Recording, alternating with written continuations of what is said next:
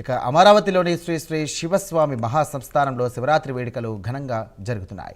ఆత్మలింగేశ్వర రూపంలో భక్తులకు స్వామివారు దర్శనమిస్తున్నారు. స్వామి దర్శనానికి భక్తులు భారీగా తరలివస్తున్నారు. ఇక మరింత సమాచారం మా కరెస్పాండెంట్ మనుశ్రీ అందిస్తారు. రాజరాజేశ్వరి సమేత కోటి శివలింగాల సంకల్పితమైన ఈ అమరావతి ప్రాంతంలో ఈరోజు మనం ఉన్నాం. శైవ క్షేత్రంలో ఉన్నాం. శివయ్య స్వామి గారితో ఉన్నాం. ఈరోజు మాట్లాడే ప్రయత్నం చేద్దాం. ఈరోజు ఎందుకంటే స్వామివారు వార్షిక బ్రహ్మోత్సవాలు జరుపుకోబోతున్నారు కాబట్టి ఈ మహాశివరాత్రి సందర్భంగా ఆత్మలింగ స్వరూపంలో అయిన భక్తులకు దర్శనమిస్తున్నారు. అసలు ఈ ఆత్మలింగ స్వరూపం యొక్క గొప్పతనం ఏమిటి అనేది శివస్వామి గారిని అడిగి తెలుసుకుందాం. సార్ నమస్తే. వాగర్ధావివ సంపృక్తౌ వాగర్ధపతిపత్తయే జగతః పితరౌ వందే పార్వతీ పరమేశ్వరౌ. ఈ జగత్తుకు మాతా పితరుల వంటి పార్వతీ పరమేశ్వరు నమస్కరిస్తూ ప్రపంచవ్యాప్తముగా ప్రధానంగా భారతదేశంలో 12 జ్యోతిర్లింగాలు సౌరాష్ట్రే సోమనాథంచ శ్రీశైల మల్లికార్జునం ఉజ్జయిన్య మహాకాల ఓంకార మమలేశ్వరుడు జ్యోతిర్లింగాలు మరియు అష్టమూర్తిలింగాలు కంచి పృథ్వీలింగము, జంబుకేశ్వరు జలలింగము, అరుణాచలం అగ్నిలింగము, కాళహస్తి వాయులింగం, చిదంబరం ఆకాశలింగం, కోనార్క్ సూర్యలింగం, అమర్నాథ్ చంద్రలింగం, నేపాల్ పశుపతి యాజమాన్యలింగం. దీంతోపాటు మన పంచారామ క్షేత్రాలు. అందున త్రిలింగ దేశం ఖ్యాతి నుంచింది.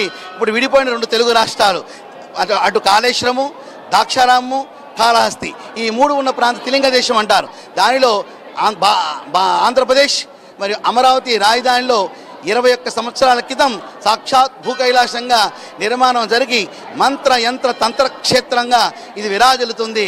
అఖండంగా భక్తులు ఓం నమః శివాయ నామస్మరణతో విచ్చేస్తూ స్వామివారి యొక్క దర్శనం చేసి సంకల్పాన్ని సిద్ధించుకునే గొప్ప సిద్ధక్షేత్రమే ఈ శైవ క్షేత్రము. దీనిలో ప్రధానంగా రాజరాజేశ్వరి దేవి కోటిలింగేశ్వర స్వామి మూర్తులున్నా ఈరోజు మహాశివరాత్రి ఒక్కరోజు మాత్రమే ఆత్మలింగేశ్వర స్వామి దివ్య దర్శన భాగ్యం ఉంటుంది. ఉదయం 6 నుంచి రాత్రి 1 గంట వరకు. ఆ తర్వాత లాక్ చేస్తారు. మళ్ళీ సంవత్సరం తర్వాత మాత్రం శివరాత్రి రోజు మాత్రమే తీస్తారు. ఆ యొక్క గర్భాలయంలో అద్భుతమైన పాదరస కొలను ఉంటుంది. ఆ కొనలో మరి బుద్ధికి కారకుడు బుధుడు, ఐశ్వర్యకారకుడు బుధుడు, ఆరోగ్యకారకుడు బుధుడు, జ్ఞానకారకుడు బుధుడు, విజ్ఞానకారకుడు బుధుడు అంటే పచ్చ. అందుకని పచ్చ కమలం మీద మనకి అద్భుతంగా ఆత్మలింగేశ్వర స్వామి ప్రతిష్టలై ఉంటారు. స్థాపన చేయడం జరిగింది.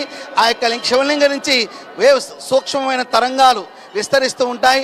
అందుకంటే జీవం ఉన్న లింగంగా, అందుకని ఆత్మలింగేశ్వర స్వామిగా నామకరణం చేయడం జరిగింది. మరి పైనోమో స్ఫటికంతో కూడిన నీలకరంలో ఉంటుంది, కిందమో పశువు వర్ణంతో కూడిన అద్భుతమైన కనక పుష్యరాగమైన శివలింగం అది. ఈ యొక్క శివలింగ దర్శనం భాగ్యం వల్ల గురు అనుగ్రహము, శని అనుగ్రహము, స్ఫటికమూర్తిగా ఉన్న శివలింగం కాబట్టి పైన ఈశ్వరుడిగా అనుగ్రహము, పానమట్టము మరి కనక పుష్యరాగంతో కూడి ఉండి అమ్మవారి స్వరూపంగా ఉన్నారు కాబట్టి విద్య కోసము, ఆరోగ్యం కోసము, అన్నార్థుల కోసము ఈ యొక్క దర్శనము ఎంతో శ్రేయోదాయకము. అటువంటి ఆత్మలింగాన్ని ఆ పరమేశ్వరు అనుగ్రహంగా ప్రసాదించడం జరిగింది. దాన్ని ఇక్కడ స్థాపన చేశాం. వేలాది మంది ఈ రోజున స్వామి దర్శనం కోసం ఇచ్చేస్తున్నారు. వారందరికీ ఆయురారోగ్య ఐశ్వర్యాల అభివృద్ధి కలగాలని, అలాగే మా ప్రైమ్ 9 న్యూస్ ఎందుకంటే సత్యానికి ధర్మానికి ప్రజలకు చేరువగా ఉండే ప్రైమ్ 9 న్యూస్ ద్వారా ఈ యొక్క లైవ్ కార్యక్రమం ఇవ్వటం కూడా ఆ యాజమాన్యానికి మరియు మా యాంకర్ గారికి, మా వీడియోగ్రాఫర్ గారికి అందరికీ కూడా ఆయన అనుగ్రహం లభించుగాక. శుభం భూయాత్. ధన్యవాదాలండి. చూశారు కదా, మొత్తానికైతే సనాతన ధర్మం యొక్క పరిరక్షణకు పాటుపడుతున్న వాళ్లలో ప్రైమ్ 9 మీడియా పార్ట్నర్గా ఉంటుంది కాబట్టి ప్రతి సనాతన ధర్మానికి సంబంధించిన ప్రతి ప్రోగ్రాంలో కూడా ముందుంటుంది. అయితే ఈ ఉద్దేశంతో మీడియా పార్ట్నర్గా ఈ అద్భుతమైన కార్యక్రమానికి చేయడానికి ముందుకొచ్చింది. అయితే ఇక భక్తులకు సంబంధించి కనుక మొదట మాత్రం ఒక 100 మందికి ఎవరైతే సేవా కార్యక్రమాల్లో పాల్గొంటారో వాళ్ళకైతే అవకాశం కల్పిస్తున్నట్టుగా తెలుస్తోంది. ఇక విజువల్గా మనం చూసుకుంటే కనుక ఈ అద్భుత దర్శనానికైతే ప్రజలందరూ చుట్టుపక్కల ప్రజలే కాదు, ఈ చుట్టుపక్కల ప్రాంతాల ప్రజలే కాదు, పక్క రాష్ట్రాల నుంచి కూడా స్వామివారి ఆత్మలింగ దర్శనాన్ని చేసుకోవడానికి అయితే తరలి వస్తున్నారు. ఇక్కడ కనుక మనం గమనించుకుంటే ప్రతి ఒక్కరికి కూడా ఒక పద్ధతి ప్రకారం ఈ ఒక్క దర్శనంతో పాటు అనేక ఆధ్యాత్మిక కార్యక్రమాలు కూడా ఏర్పాటు చేయడం జరిగింది. అయితే ఉదయం 5 గంటలకు ప్రారంభమైన ఈ దర్శనం రాత్రి 1 గంట వరకు కూడా జరుగుతోంది. భక్తులు కూడా కోలాహలంగా హరహర మహాదేవ శంభో శంకర అంటూ నమ శివాయ, శివాయ నమః, యనమ శివాయ, మశివాయన అనే ఒక పంచతంత్రాన్ని వాళ్ళు ఒక స్మరించుకుంటూ ఈ ఆలయంలో స్వామివారిని దర్శించుకోవడం జరిగింది. ఇక్కడ ఏర్పాట్ల పరంగా చూస్తే భక్తులు కూడా పులకించిపోతున్నారు. స్వామివారి దర్శన భాగ్యం అదృష్టంగా భావిస్తూ రకరకాలుగా వాళ్ళు భగవత్నామ స్మరణలో ఉన్నారు. ఒక్కొక్కరికి కూడా రకరకాలుగా వాళ్ళు ఏర్పాట్లు అయితే చేశారు. ఎవరికి కూడా ఎటువంటి ఇబ్బందులు లేకుండా ఏర్పాట్లు అయితే చేయడం జరిగింది.